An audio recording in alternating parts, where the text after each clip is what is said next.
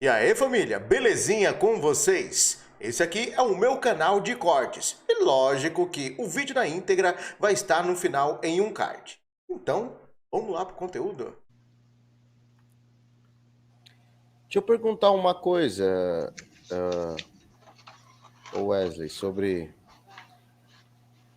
todo esse emaranhado de informação. É coincidência o dia da perícia cair justamente com os nossos vídeos? Eu queria que você explicasse isso. É coincidência, por mais que não pareça, sim, é coincidência. Por quê? Estou aqui com meus documentos, como eu falei. O que acontece? Vou falar primeiro de como que o informe saiu ao público. A perícia ela foi entregue para a advogada na segunda-feira. Estava concluído, pronto, na segunda-feira. Na segunda-feira, eu informei que eu ia preparar o informe para fazer a publicação. Então, eu fiz um documento à parte, que é o informe, e encaminhei para a advogada fazer a publicação, isso nas redes sociais. E eu só encaminhei na terça-feira, no período da tarde. Lembrando que ele saiu por volta ali, acho que das 5, 6 horas, 7 horas, não lembro o horário que a Leia publicou. Então, ela publicou no dia em que eu encaminhei para ela, que foi na terça-feira. Dia que eu optei, que eu escolhi, igual eu falei, eu preciso de um prazo para eu preparar esse material e então você poder divulgar.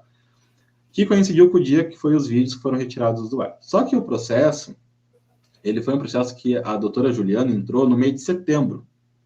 Não foi agora, ele não é recente. Então, no mês de setembro, ela entrou com uma ação na Vara Civil de São Paulo, de direito de imagem, e pediu uma tutela de urgência para que os vídeos fossem removidos. Ela justificou o pedido para a juíza. E a juíza responsável por este processo, no dia 30 de setembro, depois eu posso até te mandar isso, André, se eu colocar de modo mais claro para o pessoal, eu tenho aqui a decisão, né? Se No tiver dia um 30, PDF, alguma coisa, eu ponho até agora, se tiver. Se não tiver, depois... eu não vou, só não vou mandar agora, porque tem uma informaçãozinha ali que eu chequei para apagar, né? Mas daí eu te encaminho, caso alguém peça, queira ver. E apesar de que é uma informação pública e quem souber pesquisar, pode ir lá e pesquisar e vai ter acesso. Mas no dia 30 de setembro, foi deferido pela juíza a tutela de urgência para determinar as requeridas, que neste caso é o Facebook e o YouTube, que removessem no prazo de 48 horas a contar dessa decisão as publicações realizadas em redes sociais. E foi elencado pela advogada quais seriam os vídeos que ela queria que saísse. Então, ela apresentou as URL dos vídeos e isso foi decidido pela juíza. Então, essa decisão de remover do ar saiu no dia 30, com um prazo de 48 horas para que o YouTube e o Facebook cumprissem. Acontece que eles não cumpriram nesse prazo. A advogada se manifestou no processo, novamente, que saiu uma nova decisão no dia 7 de outubro, onde a juíza, para ela então estipular se seria cabível uma cominação de pena pecuniária, ela teria que ter uma comprovação, uma multa, vamos colocar assim, ela teria que ter uma comprovação de que foi notificado o YouTube e o Facebook para eles fazerem a remoção. Então, veja, era um prazo de 48 horas a partir do dia 30, não foi cumprido. Então, a partir do dia 7 de outubro, teve uma nova movimentação no processo. Aí, então, à vontade do YouTube e do Facebook, os vídeos começaram a ser removidos.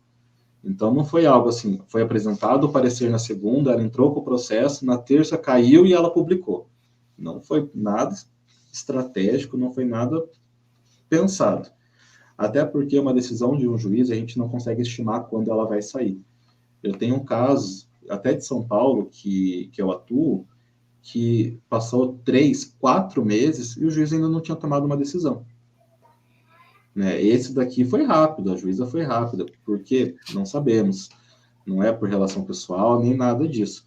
Mas então, assim, o fato dela ter publicado o informe no mesmo dia que os vídeos saíram do ar é totalmente coincidência. Tem uma pergunta atrelada a essa, que aí eu deixo os meninos aí da mesa fazer as perguntas deles também, que é o seguinte, eu acho interessante essa pergunta aqui, do Fábio.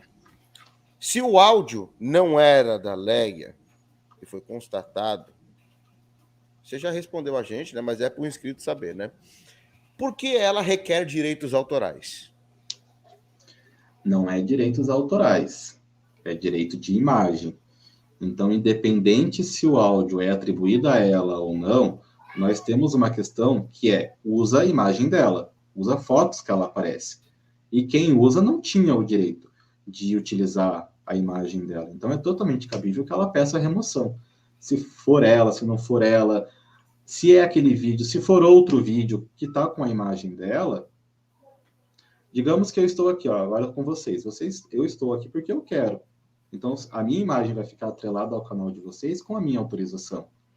Agora, vem um outro canal, pega um trecho do que eu falei aqui, coloca num contexto diferente e publica, é totalmente cabível eu entrar com uma ação e pedir para ele tirar o vídeo do ar, porque ele não tinha autorização de fazer o que ele fez com a minha imagem. E mesmo sendo eu que falei, eu posso fazer isso. Então, esse processo dela não é um processo de direitos autorais, é um processo de direito de imagem, de uso de forma indevida, de forma que está prejudicando a vida dela. Então, é cabível, qualquer pessoa pode fazer isso. Senhores, mais alguma pergunta? Wesley, tira uma certa dúvida até minha. Eu sei que tem outros canais maiores que cobrem esse caso. Há o que mais ou menos uns 3 dias, por exemplo, um com mais de 2 milhões de, no caso, pessoas, trouxe esse caso. Forma até tardia, mas ele tem 2 milhões. O que levou você a hoje estar aqui com 3 canais e eu chuto que 2 deles pequenos, né? O meu canal tem o que? Quase 4 mil inscritos. O Nedu também 3, né? No caso, 0,5. O maior é o do, no caso, Menino Carpando, que tem quase 300 mil pessoas. Mas o que levou você a estar nessa mesa hoje com 3 canais, 2 deles pequenos? Uhum. Vamos lá. O André não me deixa mentir, se eu mentir pode me desmentir ao vivo, mas quando eu entrei em contato com ele a primeira vez, foi devido a um vídeo que ele publicou, e ali ele analisou o meu site, meu Facebook, meu Instagram, meu Twitter, e pairou uma dúvida ainda sobre o vídeo que não foi respondida, que é, quando a empresa surgiu? Então, quando ele recebeu uma mensagem minha, ele recebeu ainda com esse intuito. Você quer conhecer mais sobre a empresa, quando ela surgiu, sobre o profissional, quanto tempo ele atua? Eu posso te conceder uma entrevista em relação a isso, se você quiser. E era se ele quisesse ainda. Então, quando a gente tentou fazer a primeira, essa é a segunda vez que a gente agenda a entrevista, a primeira não deu certo. O intuito era falar de mim, da minha empresa. Nós não tínhamos ainda o objetivo de falar da Leia. Até porque todo o processo pericial, eu não acompanhei nenhum vídeo. Eu não assisti nenhum vídeo. Quem acompanhava e quem me notificava alguns vídeos que eram prioritários era a minha equipe. Eles que estavam lá assistindo qualquer vídeo de qualquer canal sobre o caso. Então, eu não parei perder meu tempo, vamos colocar assim, para ficar assistindo o vídeo quando eu tinha um trabalho pericial para fazer. Então, depois que eu entreguei o laudo para a doutora Juliana, é que eu comecei a assistir, de fato, os vídeos. E como eu já falei aqui antes, eu sou totalmente adepto a um jornalismo de opinião, mas que saiba colocar uma opinião, expressar uma opinião de forma correta. Eu já vi várias vezes o André soltar várias perguntas, algumas alfinetadas também, para a Leia, assim como ele solta para o outro rapaz. Então, existe um meio termo ali. Ele está querendo levar a opinião dele, dos dois lados, para o público.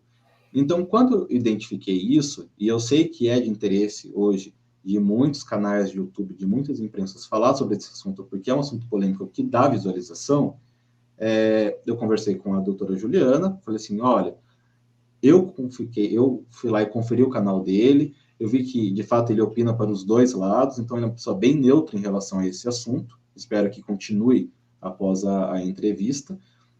Não vejo problema responder algumas perguntas do caso Leia, que certamente eles vão querer fazer.